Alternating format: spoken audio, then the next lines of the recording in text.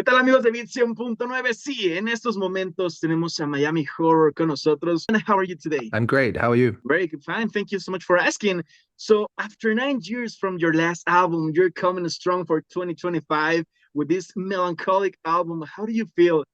Yeah, really happy to have something out again. We put a lot of effort into this album, just really wanted to make something a bit more personal. And yeah, lots of stuff coming from it. Nice. Now, you have an album full of collaborations. So, I want to start with one question. What are you looking when you're trying to do a collaboration with someone? I mean, honestly, this time around, we weren't really trying to do collaborations or anything particular. It was more about the song itself. So I would have a Mhm. concept for a song, and then I would think of like, how can I achieve the concept? Who might be good at writing something like this kind of thing, or making a vocal that sounds like a sample, that kind of stuff. So there was no real like intentional reaching out to specific artists. It was more always about the music and yeah, how we could get the vision completed. So if we got a sneak peek of the album with Lost Seasons, that it's really melancholic with the childhood memories. What was the inspiration behind that? Why your childhood memories? Why this melancholic track? Honestly, it all started around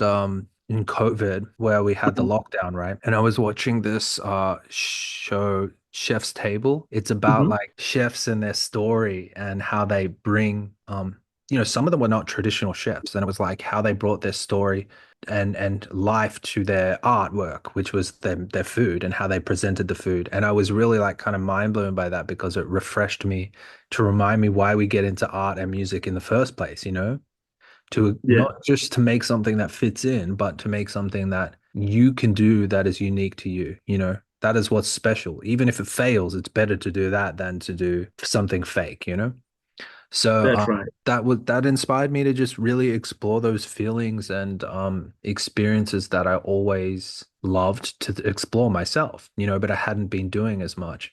So childhood Mm-hmm. was one of them. I love that sense of wonder and adventure that we have during that period, and the same with like becoming a teenager and a young adult. Like all those periods have very, very unique experiences where you're getting a little bit more freedom and you're finding more about the world. And I just remember those feelings in stages and look at them very like from the outside. Yeah, And I just thought, you know what, I want to really explore that a lot and explore the whole idea of, life in general, like from the moment you're that's right. born till the moment you're gone, kind of thing. So if you could say something to yourself when you were a child, what could it be? I don't know. I was always pretty inspired as a child as it is.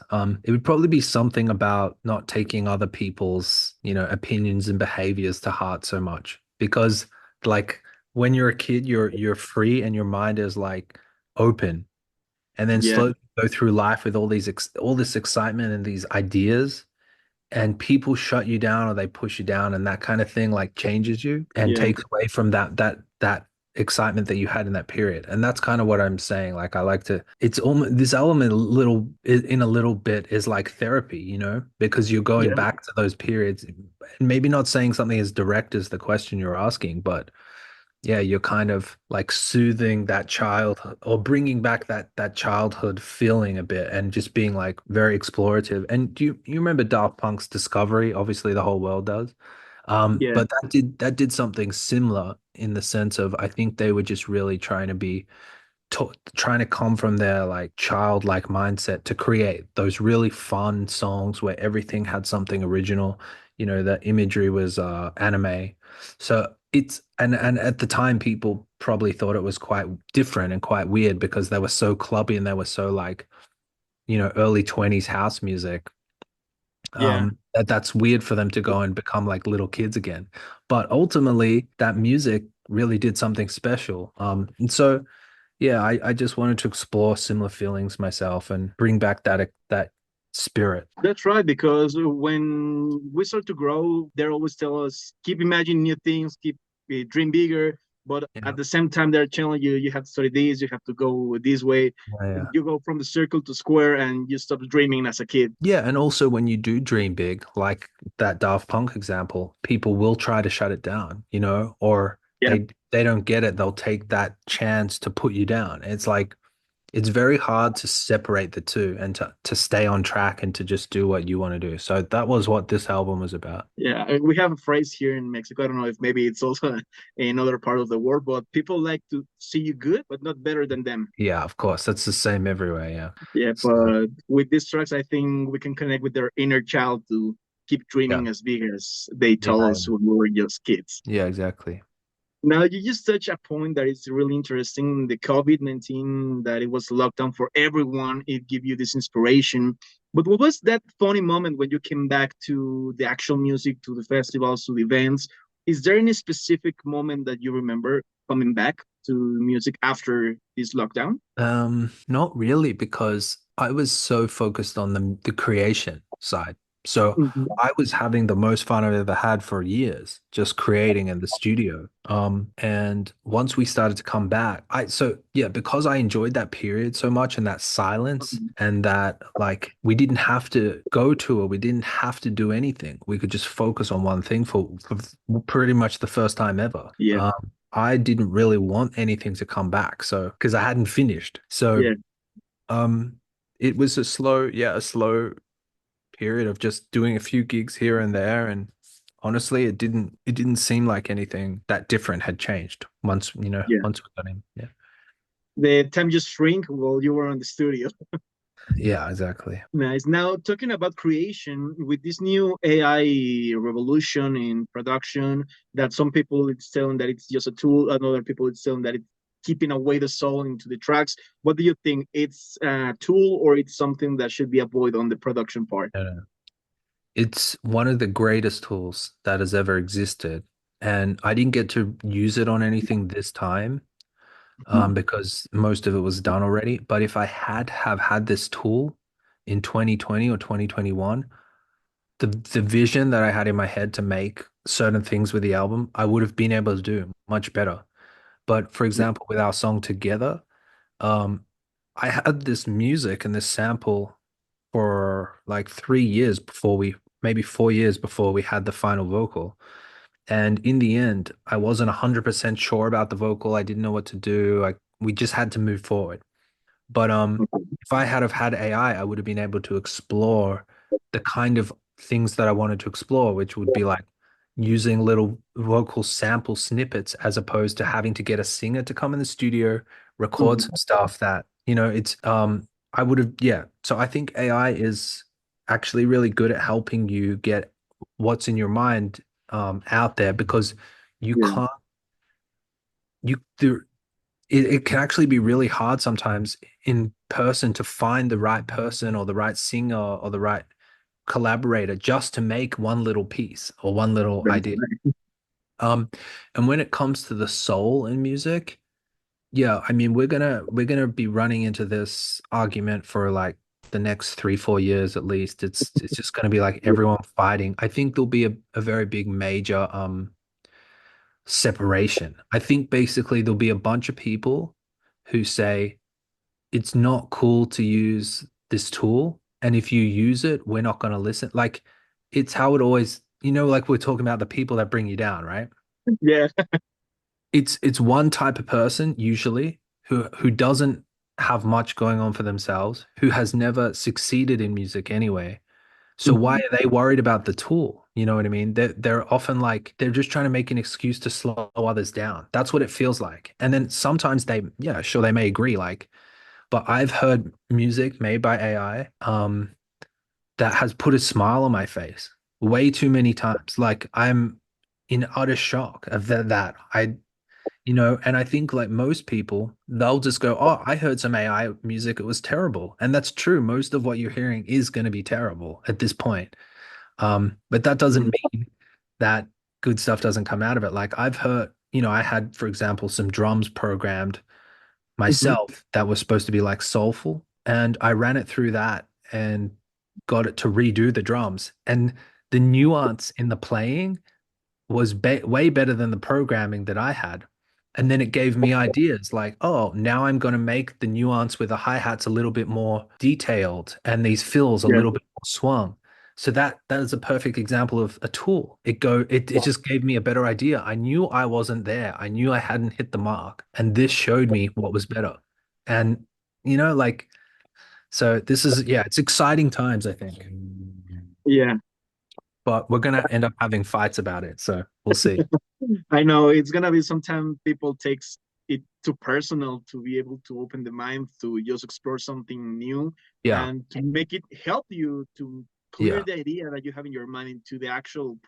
project. I think it's the Even if best you way. don't use the AI piece, like even if you don't use the AI recording, it's like it can help you with an idea. Like it can extend. You could have a 1 minute song that you're stuck on. Where do I take it from here? I've been stuck on this song for years. And you tell it to extend it, and you make 50 extensions, 50 different versions, and it does something you never thought of. And then you go, that's great. I'm going to go do that. And then you go back to your computer and you play it and you make the song with your own instruments. So Yeah. that's how you use it as a tool. You're not going to upload a shitty quality thing and say it's your song, you know? Yeah. It's just gonna give you the right path to continue with your own idea, Yeah. just giving you more extensions of that idea. Yeah. And as I'm a producer, so I look at it from that view. What's the Yeah. final result? How did I get there? Whatever. Like, I want the result to be good. I don't necessarily need a human to have played a guitar solo on the song for the song to be good. You know what I mean? Yeah. It's just part of the process to make the idea get more easy to work with. And better. Yeah. I think Yeah. you'll see better music coming out because people have access to more ideas and more sounds and strings and things like that that you couldn't have access to otherwise, you know? Or it was expensive at the time. Yeah. I agree totally with you. So I'm gonna ask you to choose between two options. You let me know which one do you prefer, okay? Yeah. So when it comes to play, do you prefer to play in festivals or to play in clubs? I think festivals. Festivals. Yeah. You right prefer festivals. Perfect. Now, in the production part, do you prefer to do a back-to-back or a co-working with someone or to do a featuring in a song, Maybe collaborating. collaborating to the full Yeah. track? Yeah. Nice. Now, this last one. Do you think the actual pizza goes with pineapple or without pineapple? Both. Both. I'll eat the one with pineapple sometimes for sure. Perfect. So now with the whole actual album that we always had tomorrow, what can we expect from that album? Yeah, so we spoke a little bit about childhood and the coming of age and all of that stuff and the cycle of life. So it's really mostly an exploration of that. Mhm. And then there is, of course, the upbeat, fun, kind of happier, fun songs, which, like our older songs like Holidays or something, but, where it's got a sample from an old song and we've built around that. It's a little bit more disco. So we have those two sides of the album going on.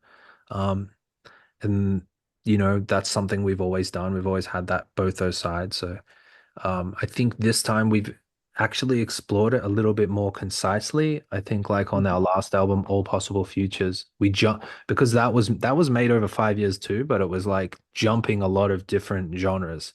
Yeah. This is a little bit more consistent. It's either like beautiful and ambient and indie, or it's like dancey, kind of disco-y, or like down Nice. tempo disco. Yeah. Nice. If you have to stay with one memory of making this entire album, which one would it be? It'd probably just be that first year where I was telling you about watching Chef's Table and stuff and like just rediscovering intimate connection to music. Like at the same time I was learning piano, so it was just I being able to touch the keys and my emotion come out. That Yeah. was that was amazing because I honestly hadn't done that much. I was always programming. So yeah, finding that Nice. discovery again.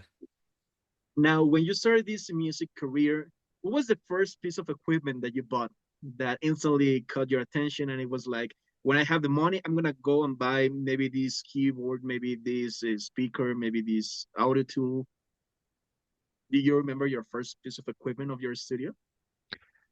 I think it was probably software that The I software. liked. Yeah, I really wanted to get the Arturia soft synths, which they're all like vintage modeled. So at Mhm. the time there was some, pretty shitty like soft synths and Yeah. very digital sounding. And then these had like Moog, CS80, Jupiter, Juno, things like that. So it was just like they had that natural built-in analog sound where it was a little bit warpy and out of phase. Hmm. Um, and yeah, I eventually bought, like, basically when I started making money from music, I bought them, and I was so proud that I bought this collection of like 12 vintage synths, in Yeah. software. Yeah. There's always that good memory of the first time that we bought something with the money that we are making from music, Yeah, right? yeah, yeah, yeah. Now, anything that you want to say to your Mexican fans? No, just that we love you and that you're in big inspiration to this album. Like we just thought we would double down on what is really personal to us. And so that a lot of that comes from Mexico, honestly. Like the fans have been there with us through the whole journey. Whereas other countries it's a little bit up and down. They like you when you're hot, they don't like you when you're not. Mexico is like they stick with you because they appreciate you as an artist. So Yeah. Well, thank you so much. We're gonna stay like that forever. We don't like to go down and go up. We always try to keep and support a good music. And for real, you have really good and inspirational music. So thank you so much for taking the time and open about this new album that is coming next year. yeah, thank you for listening. Thank you so much. Thank you. Bye.